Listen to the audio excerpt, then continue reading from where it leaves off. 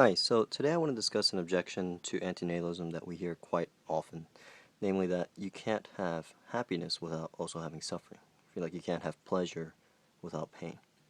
So the principle here is that you can't have a good without also having a bad, can't have a positive without a negative, and conversely, you can't have a negative without a positive. There's no light without dark. This is the idea. So, in other words, neither pain nor pleasure can be had independently of the other. Firstly, it's not clear whether this really is true. I mean, it seems entirely possible to have pain without pleasure, right? And whether we can also have pleasure without pain is, it seems to me, less obvious. And it's less obvious because, see, pleasure is basically the waning of pain or the overcoming of some pain.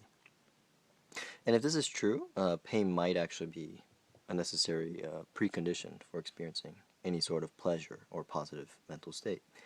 But assuming that pain and pleasure really are, in this sense, interdependent, this leaves open the question about whether the pleasures in life are going to be worth the pains.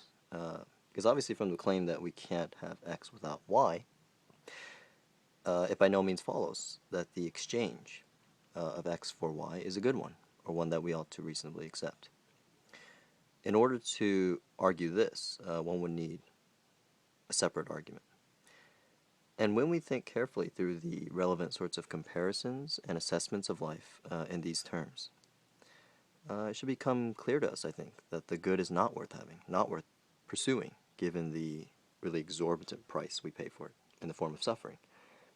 I mean, does the amount of pleasure and happiness in the world warrant the amount of pain and suffering in it?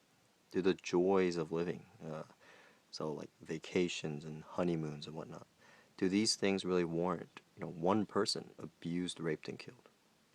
The thing is, as long as we continue to reproduce and have children, we more or less guarantee that some number of beings will experience something very, very bad indeed.